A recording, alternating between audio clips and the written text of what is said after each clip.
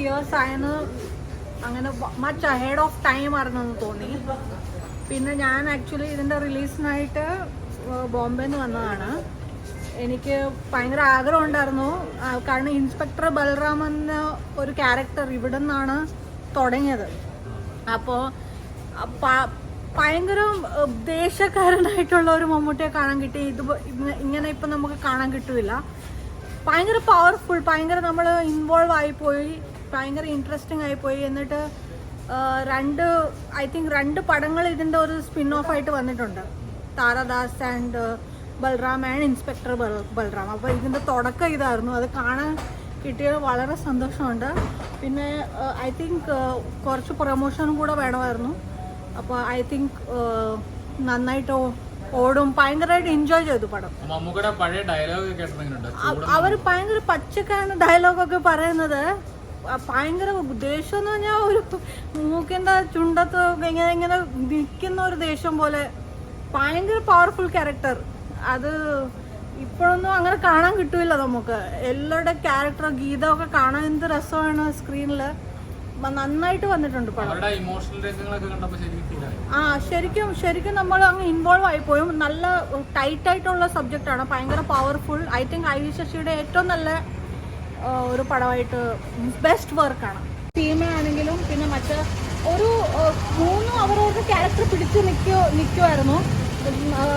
തുല്യം റോളൊക്കെ ഉണ്ടായിരുന്നത് പോലെ. ഇപ്പം അങ്ങനെയൊന്നും നമുക്ക് കാണാൻ കിട്ടത്തില്ല. വളരെ ഡിഫറെൻ്റ് ഒരു എക്സ്പീരിയൻസ് ആയിരുന്നു. ഞാൻ ഭയങ്കര വേറെ എന്തോ കണ്ട പോലെ, നമ്മുടെ സാധാരണ പടം കാണാതെ വേറെ എന്തോ കണ്ട പോലെ എനിക്ക് തോന്നി.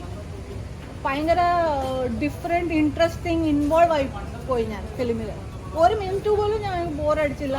38 വർഷം മുമ്പ് ഇതൊക്കെ ഉണ്ടാക്കുന്ന ഭയങ്കര വലിയൊരു കാര്യമാണ്.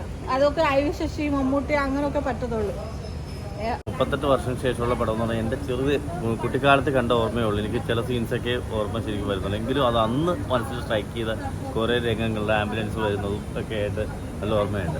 ഈ മമ്മൂക്കയെ നമ്മൾ സൂപ്പർ താരം, മെഗാതാരം എന്നൊക്കെ പറഞ്ഞു. ഇതിൽ നിന്നാണ് തുടക്കം. അവതാഴിയിൽ നിന്നാണെന്നോ, ന്യൂഡൽഹി അവതാഴിയൊക്കെയാണ് അദ്ദേഹത്തിന് ആ ഒരു പദവി നേടിക്കൊടുത്തത്. വളരെയധികം ശരിക്കും നിങ്ങളൊക്കെ കണ്ടവരല്ലേ, ശരിക്കും 2.5 മണിക്കൂർ ത്രില്ലിങ് അടിച്ച് ഒരു ലാഗും ഇല്ല. അതിനകത്ത് നമ്മളെ കഥയിൽ അലിഞ്ഞു ചേർന്നിരിക്കുക. എനിക്ക് പറഞ്ഞാൽ ശക്തമായ തിരക്കഥ ഈ ദാമോദരൻ്റെ. പിന്നെ ഐ വി ശശി എന്ന സംവിധായകനെ പറയാൻ, ഞാൻ പുള്ളിയുടെ ഒട്ടുമിക്ക ചിത്രങ്ങൾ റിസർച്ച് ചെയ്ത് കാണാറുണ്ട്. പഴയ ചിത്രങ്ങൾ, ആൾക്കൂട്ടത്തിൽ തന്നെ, ആരൂഢം, അനുബന്ധം എല്ലാം ഞാൻ മാക്സിമം കണ്ടിട്ടുള്ളതാണ്. അദ്ദേഹത്തിൻ്റെ ചിത്രങ്ങളൊക്കെ കാണാറുണ്ട്. എനിക്ക് ഭയങ്കര ഇഷ്ടപ്പെട്ട സംവിധായകനാണ്. വേറൊന്നുമല്ല, ഒരു 100 ആർട്ടിസ്റ്റിനെ കൊണ്ടുവന്നാൽ ഒരു ഫ്രെയിമിൽ നിർത്തി കഥ പറയാൻ പറ്റുന്ന ഒരു സംവിധായകനാണ് ഐ വി ശശി. ഒരു കിങ് മേക്കറാണ്. പിന്നെ ശ്യാമിൻ്റെ മെലഡി, ഭയങ്കരമായിട്ട് പശ്ചാത്തല സംഗീതം, CBI ഡയറക്ടറത്തിലൊക്കെ ആ മെലഡി ആണ് അദ്ദേഹം ചെയ്തിരിക്കുന്നത്. ഐ വി ശശി ഈ ഒരു കോംബോ ആണ്. ഈ ദാമോദരൻ, MD വാസുദേവൻ ചില സമയത്ത് സ്ക്രിപ്റ്റ് ചെയ്യാറുണ്ടാവും ഐ വി ശശി. അതുപോലെ ഈ ശ്യാമിൻ്റെ മ്യൂസിക്, ഇതൊക്കെ കൊണ്ട് ഭയങ്കരമായിട്ട് ഫീൽ ചെയ്തു എനിക്ക് പടം. എനിക്ക് ആവനാഴി ഒരു മാച്ചോൾ മൂവിയാണ്. ഇന്നത്തെ തലമുറയിൽ കണ്ടിരിക്കണം. പിന്നെ പ്രത്യേകിച്ച് പിന്നെ അഭിനേതാക്കൾ സീമ, മമ്മൂട്ടി സീമ കോമ്പിനേഷൻ ധാരാളം ചിത്രം ഇറങ്ങിയിട്ടുണ്ടെങ്കിലും ഒരു ശക്തമായ കഥാപാത്രമാണ് സീമയുടെ. അതുപോലെ ഗീത, നളിനി, പിന്നെ അവരുടെയൊക്കെ തന്നെ ഒരു സ്ത്രീ കഥാപാത്രങ്ങൾക്ക് ഇത്രയേറെ പ്രാധാന്യം നൽകി ഒരു സ്ക്രിപ്റ്റ് റൈറ്റർ ഒരു സ്പേസ് കൊടുത്തിരിക്കുക ഈ ദാമോദരൻ. പിന്നെ സുകുമാരൻ, പിന്നെ ഏറ്റവും ഉപരി ആ വില്ലൻ സത്യരാജ്. ഒരു നല്ലൊരു വില്ലൻ ഉണ്ടെങ്കിൽ നായകൻ കടപിടിക്കുള്ളൂ എന്ന് പറഞ്ഞ സത്യമാണ്. സത്യരാജിൻ്റെ ആ ഒരു പെർഫോമൻസ്, മമ്മൂക്കയുടെ പെർഫോമൻസ് കൂടെ വന്നപ്പോൾ 2 കോംബോയും കൂടെ വർക്ക് ചെയ്തപ്പോൾ ശരിക്കും വരെ കിളി പോയതോ പടം കേട്ടു. നല്ല ത്രില്ല്. ഇന്നത്തെ കാലത്തും കണ്ടിരിക്കാൻ പറ്റുന്നൊരു ചിത്രം. അത് പണ്ട് ചെയ്തതാണെന്ന് ആലോചിക്കുമ്പോഴേ അന്ന് ശരിക്കും എനിക്ക് ആ ഫോട്ടോസ്റ്റാറ്റ് കോപ്പിയൊന്നും അന്ന് നിലവിൽ വന്നിട്ടില്ലെന്ന് തോന്നുന്നു. പക്ഷേ ഫോട്ടോസ്റ്റാറ്റിനെ കുറിച്ചൊക്കെ പറയുന്നുണ്ട് പടത്തിൽ.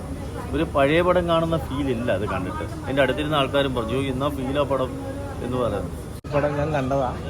അന്നത്തെ അതുപോലെ തന്നെ രസമായിട്ട് മമ്മൂട്ടി നല്ല സ്റ്റൈലിൽ അഭിനയിച്ചിട്ടുണ്ട്. ഇപ്പോഴത്തെ സൗണ്ട് സിസ്റ്റത്തിലും ഗംഭീരമായിട്ട് വന്നിട്ടുണ്ട്. നല്ല ഭംഗിയായിട്ട് മമ്മൂട്ടിയും ഗീതയൊക്കെ അടിപൊളിയായിട്ടുണ്ട്.